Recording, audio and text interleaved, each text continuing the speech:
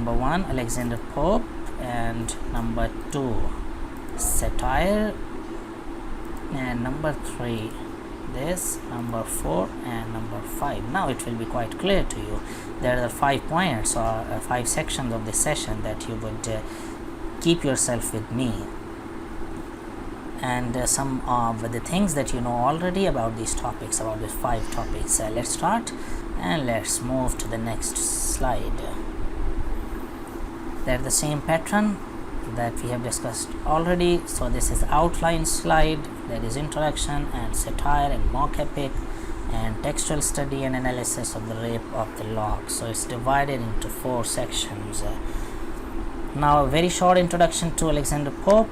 Alexander Pope, who was born on 21st May 1688 and died on 30th May 1744. So what becomes his age? Yes, got it right, 66 almost. Is regarded as one of the greatest English poets, you know it already, and the foremost poet of the early 18th century. This is important thing about Alexander Pope, one of the foremost poets of 18th century with Dryden. So his name would be parallel to Dryden. He is best known for his satirical and discursive poetry, including the rape of the lock. It's kind of discursive and satirical poetry. Both things are mixed in the rape of the lock.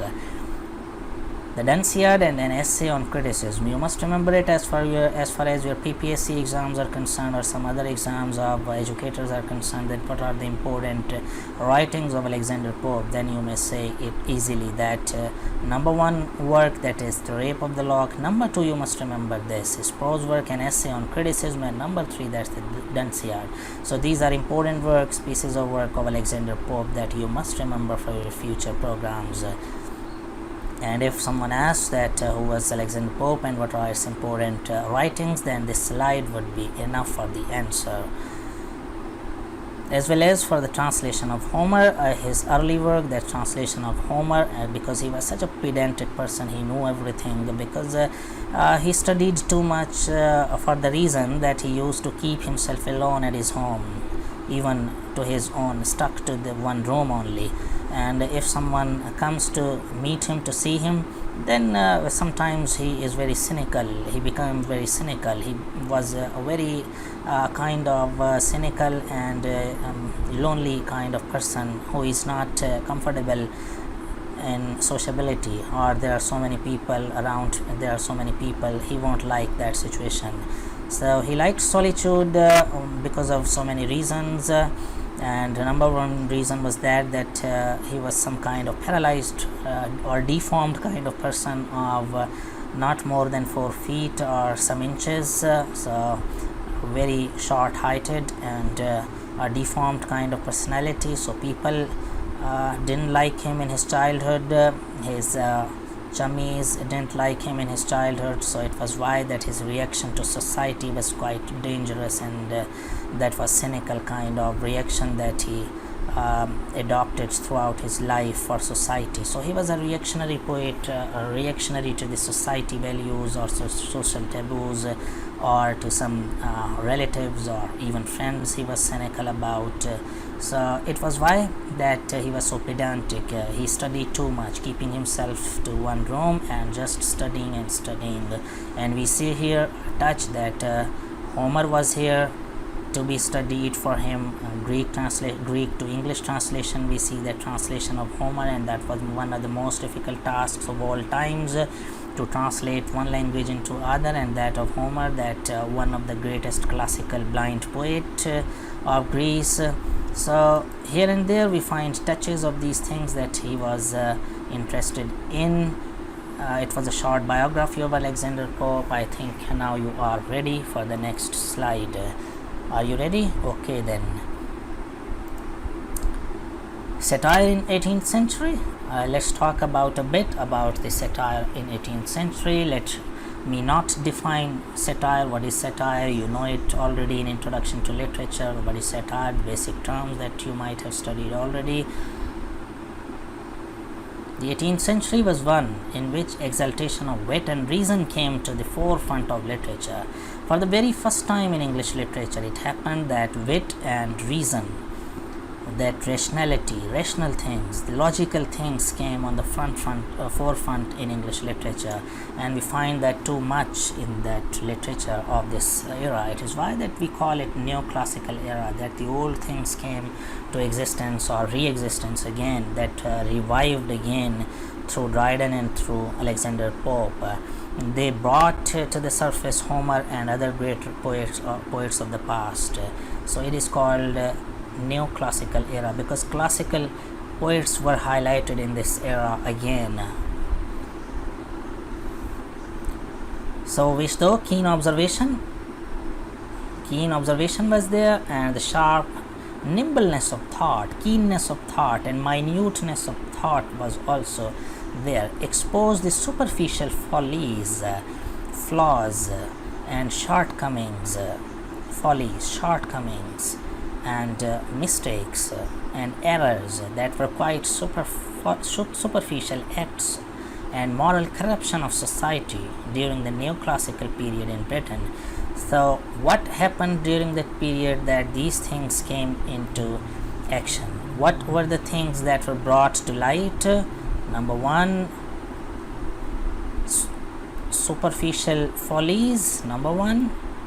Moral corruption, that is number two. And neoclassical period, that was, I have already discussed this term, neoclassical period. So these two things were brought to light in that period, in that era of neoclassical times. So I hope that the things are quite clear to you. Now let's start the next thing.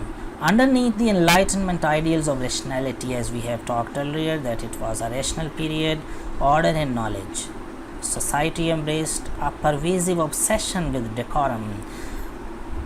If you have studied Victorian era, the same touches were there in the 18th century as well. What were the things that were prevalent? That society embraced a pervasive obsession, that the minds were full of decorum, that there should be decorum of things. A facade, you can pronounce it facade, that's good enough, but you can also pronounce it facade. Both are correct pronunciations, means front, the things that are in front of you.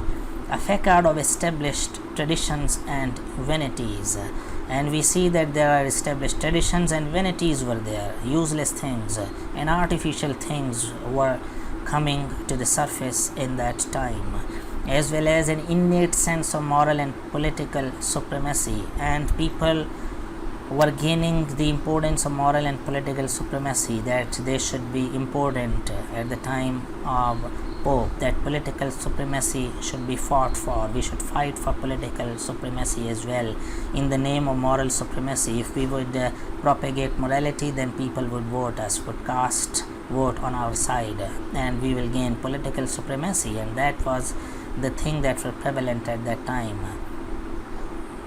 So hopefully you are clear about this slide.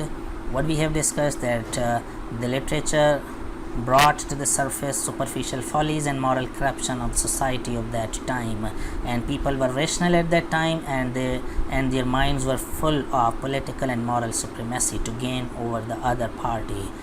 Let's move to the next one. Satires during this period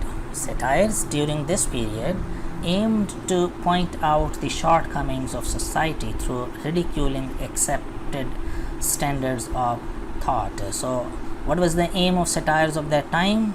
That the satires ridiculed accepted standards of thought, that people have accepted some kind of thoughts, and those thoughts were standard of the time, that people were habitual of acting upon those thoughts, that I should act upon this thought because this is traditional and I have accepted this standard. But the satire of that kind of that time ridiculed these standards of thought because they were faulty, because they were not good enough. As we have standards of thought today, but they are really faulty and really mistaken, but we don't focus on them because we are so orthodox and traditional and we don't want changes. number one. And number two, what did the satire do of that time? Exposing Britain's flaws and chastising and the hypocrisy of the time. So they were chastising the hypocrisy of the time, that the time was very hypocrite, that they were saying something else and doing something else. So they highlighted those flaws. So you see that two things were ridiculed at that time of Pope. Enlightenment writers Alexander Pope and Jonathan Swift use different mediums of satire, different types of logic, and different targets of ridicule in order to shine a light to separate aspects of British society. So there is a comparison with Jonathan Swift here, providing much needed criticism of the profuse moral corruption of a society that sometimes seemed to forget the true ideals of its age. So they were not following the true ideals of his age, and two great satirists were on the surface at that moment, and the names are written here. Alexander Pope, number one of the greatest satirists of all times. So this number one, the number one Alexander Pope, and number two, that is Jonathan Swift.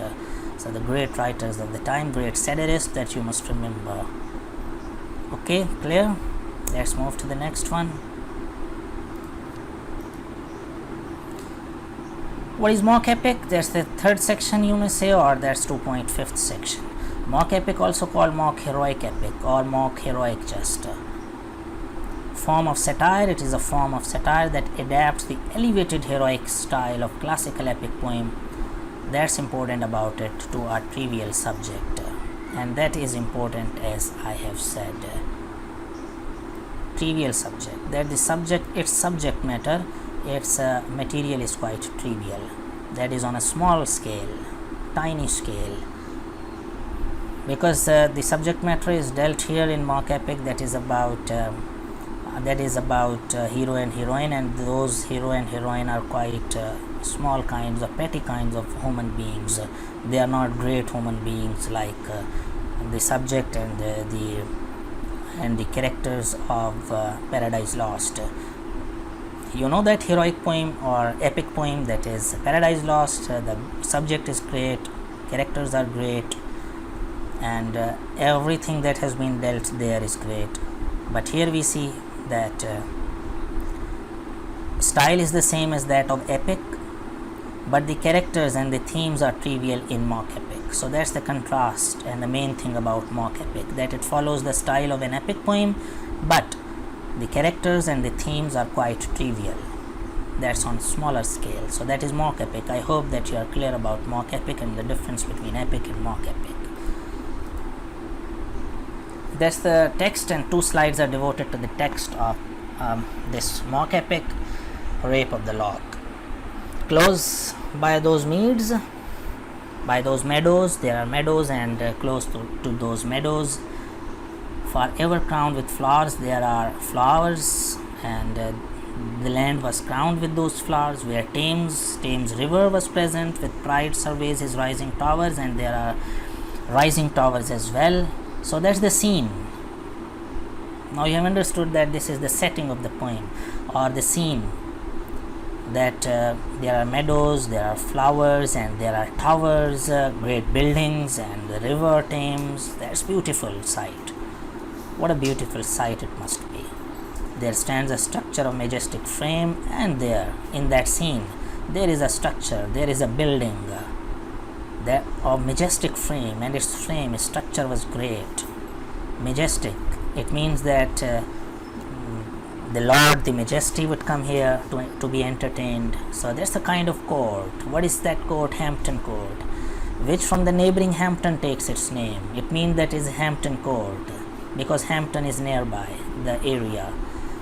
Here, what happens here in this court, at this palace, Hampton Palace? What happens here? Beaten statements of the fall freedom, foredom. Here they come, great statement, great leaders, great politicians come here and foredoom, and they predict of foreign tyrants and of nymphs at home. So here we see a trivial subject.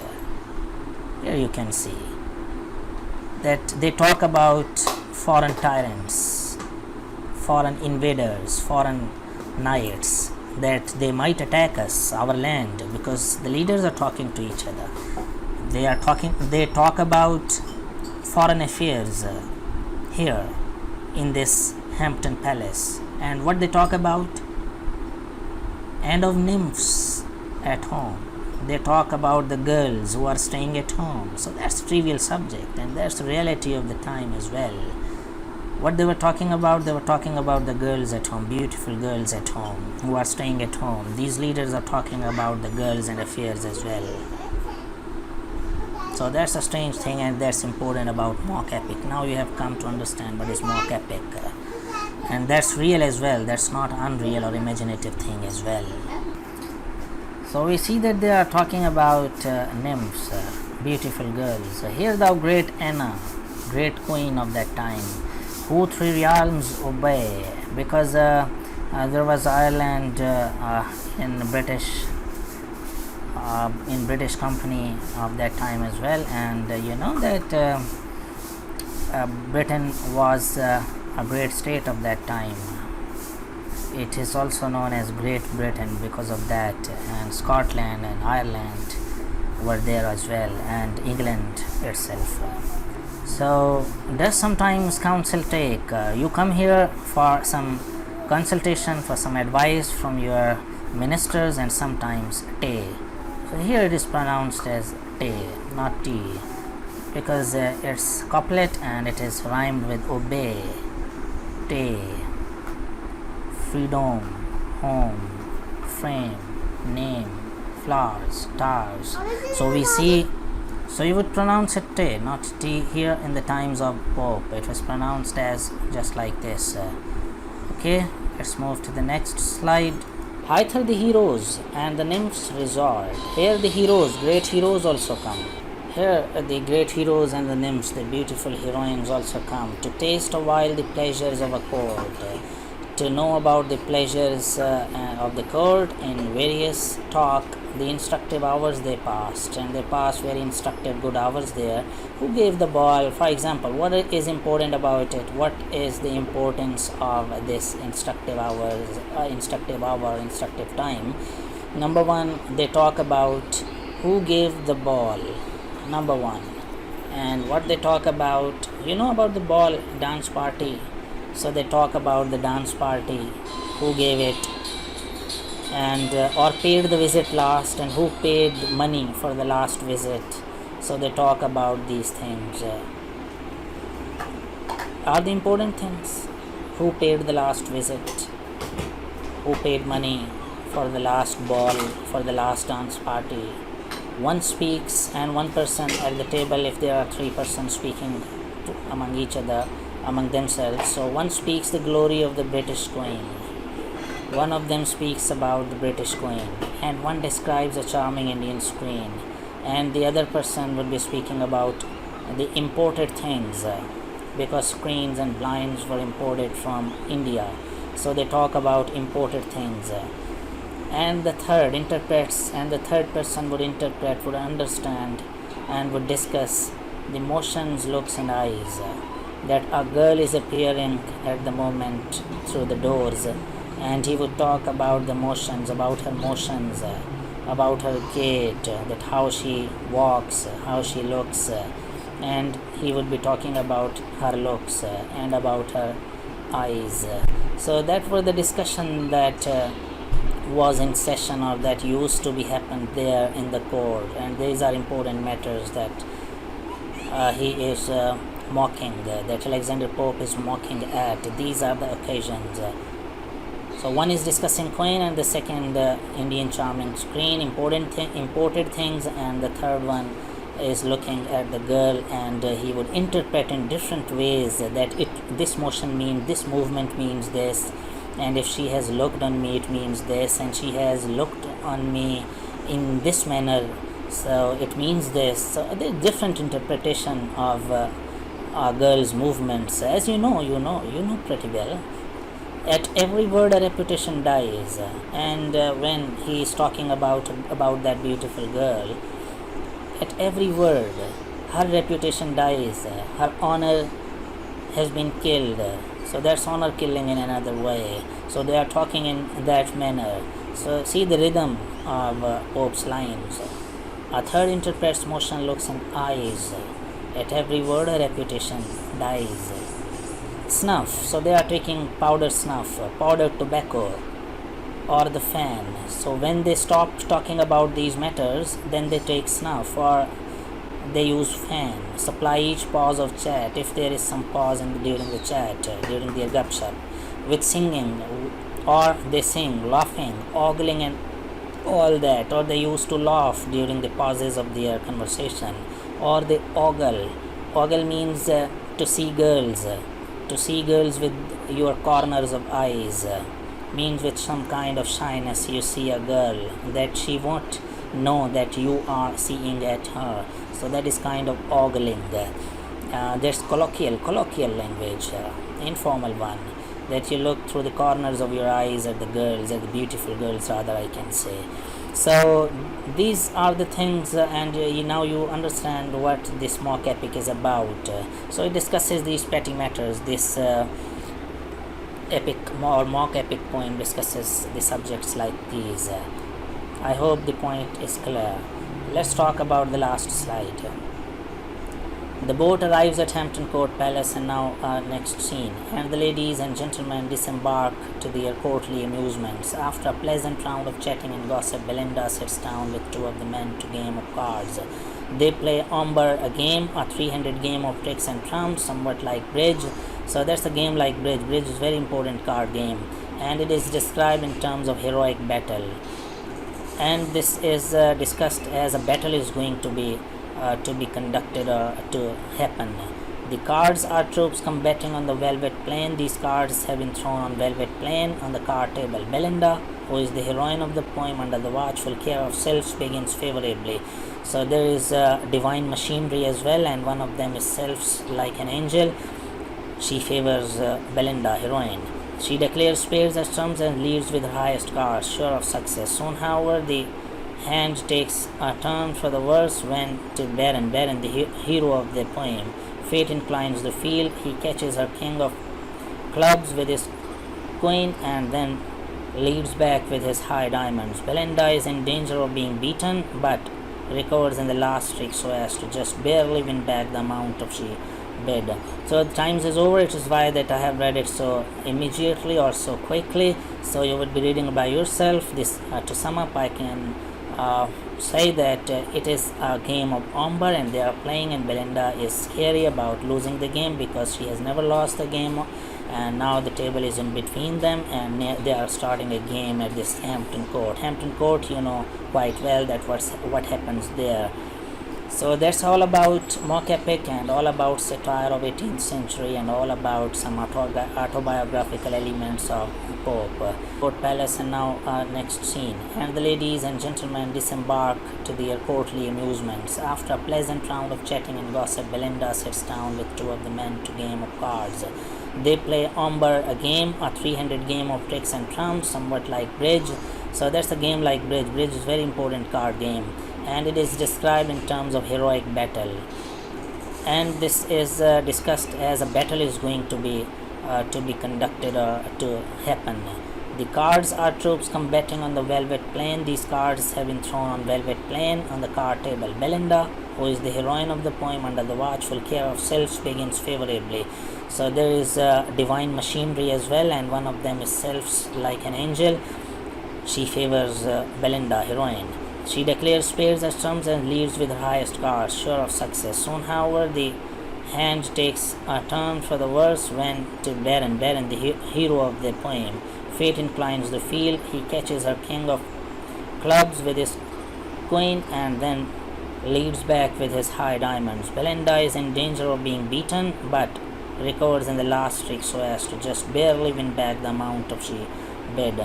So the times is over. It is why that I have read it so immediately or so quickly. So you would be reading by yourself. This to sum up, I can say that it is a game of umber and they are playing, and Belinda is scary about losing the game because she has never lost the game, and now the table is in between them, and they are starting a game at this Hampton Court. Hampton Court, you know quite well that what happens there.